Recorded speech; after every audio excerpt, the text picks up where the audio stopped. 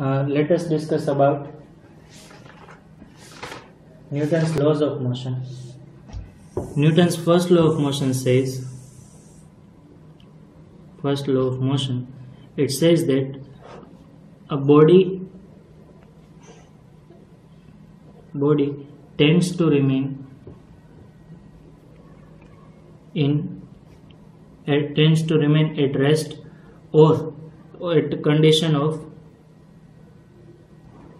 uniform motion, that is zero acceleration, if it is not acted upon by any external force. Now what does this implies? That suppose I am having a structure like this, and I am now here at the starting time and starting position, my ball is at rest. Now I am allowing this ball to fall to glide smoothly over this surface, and provided the surface is frictionless, and I am having another structure of same kind where suppose these two are having, these two are attached with each other, and the attaching surface is also frictionless. Then if I am allowing this ball to glide smoothly over this surface, then it will go on gliding and it will achieve the same height over here. Then again it will go on gliding and it will achieve the same height over here, so that its motion will never stop. This is because the body will not be acted upon by any external force except the mass of the body. So in both the case, it will because absence of any frictional force, the stopping of motion or ceasing of motion will be only due to the mass of the body, that is due to the gravitational force. So now in another example, if we take a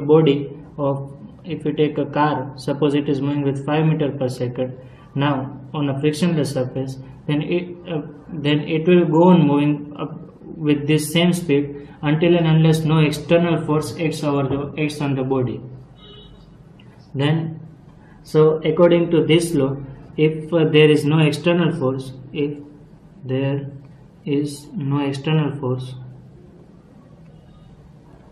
body will remain in its original state of equilibrium. So this gives, the first law gives a measure of inertia of the body. Say that is, if a body is having more mass, it will be having more inertia. More mass implies more inertia. So suppose this is, so actually how can we say that a mass is related to inertia? That it is because of this property of inertia of body, that it is not undergoing any change in its motion or in its state of rest because of until and unless there is no external force. So only when there is external force, body will tend to change, because due to its inertia it will tend to remain in the same original position.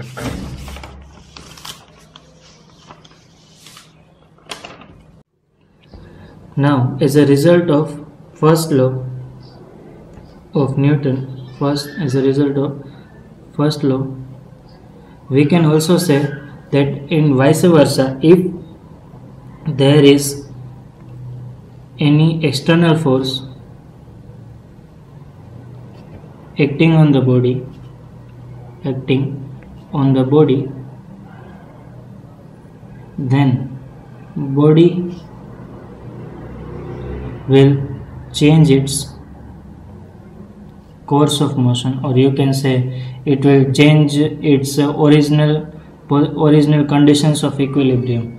That is, suppose if a body is if we take the same earlier example, if a body is moving by 5 meters per second on a frictionless surface, but now I am applying 5 kilonewton force, so body will tend to accelerate according to the some equations of motion. You can also find acceleration of the body. Now here we can see that because of, as we apply force to the body, there will be change in its momentum, because mass of body is constant, and because of application of force, body will accelerate and its velocity will change. So you can also refer to second law of motion as rate of change of momentum of body is directly proportional to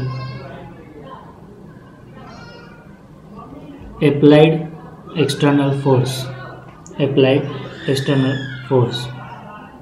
So you can say that if a body is moving with initial velocity u, initial and final velocity v, then change in its momentum would be mv minus mu, that is final momentum minus initial momentum. Now this momentum, this change in momentum will be equal per unit time,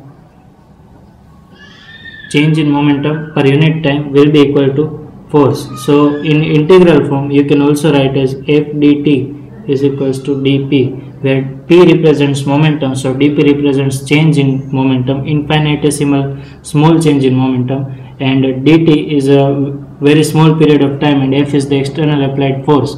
Now this in integral form we need to write it when the applied force is not uniform throughout its application, that is throughout the time. Suppose if force is applied for 2 seconds and for first second it is having magnitude as 5 kilonewton, and for second time interval it is having magnitude of 6 kilonewton, or say that from 0 to 2 seconds the force is varying from 5 to 6 kilonewton. In that case we need to apply the Newton's second law of motion in integral form. But if the force is constant throughout its application, we can directly write m is equals to mv minus mu upon t, as we have written earlier.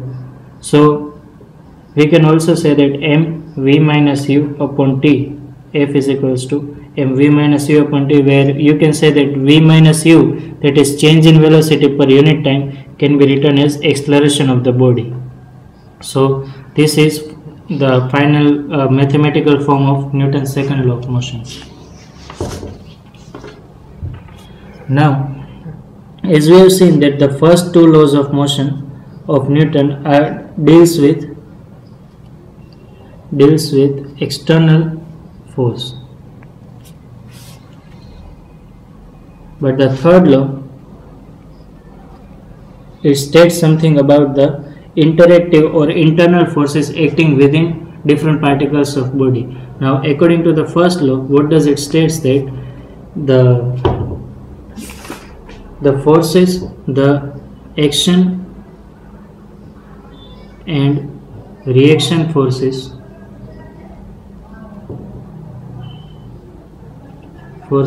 applied by two bodies, or you can say two particles, on each other are equal in magnitude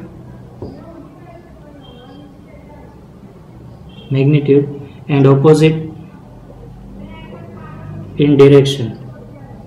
So what actually this means is, suppose you are having body A and body B. Suppose body A is applying 5 kilonewton force on body B, then you can definitely say by Newton's third law of motion that body B will apply same magnitude of force but having opposite direction, that is 5 kilonewton force if body A is applying on body B, then body B will also apply 5 kilonewton force on A. So now total force on the system, if I am considering the system of the two body together, then total force on the system is AB, that is force applied by A on B, plus FBA, that is force applied by B on A. Since both are equal, since according to the Newton's third law of motion, the total force on the system is 0 because we are not mentioning about any external force. So FAB is equals to minus FBA, both having the same magnitude and opposite direction.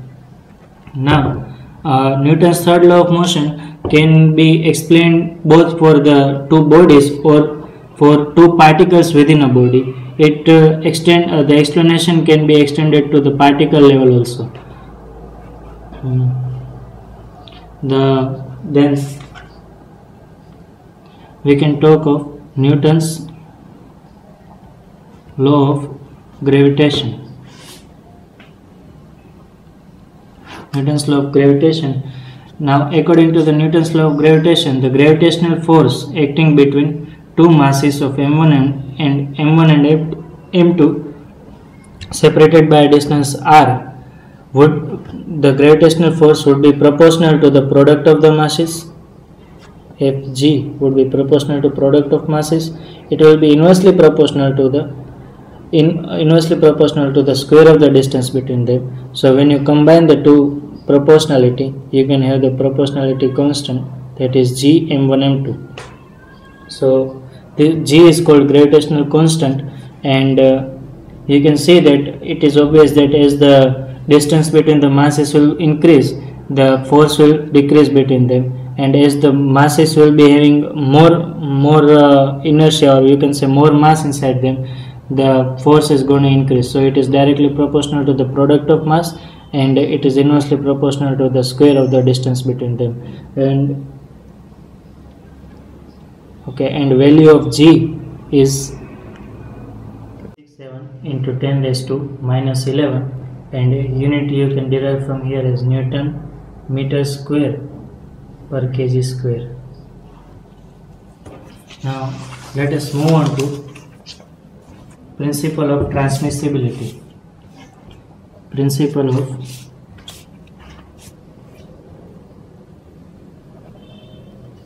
of transmissibility.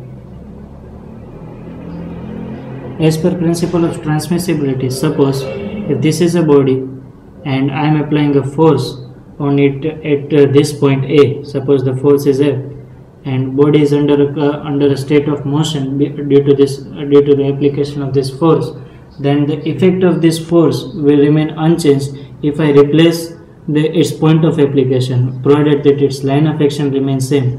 So if this is my line of action of force, so you can say that if I apply this force at point B,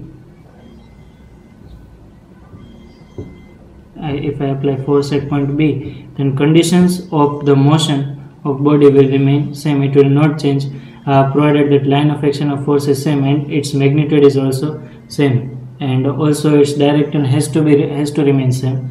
So this is the principle of transmissibility. And if we want to give a statement, then it can be stated as that conditions of equilibrium or motion of a rigid body will remain unchanged. Condition of motion or of equilibrium or motion will remain unchanged if a force acting at a given point on a rigid body is replaced by a force of same magnitude and direction,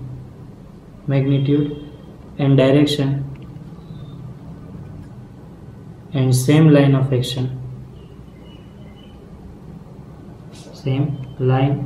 action, but acting at a different point.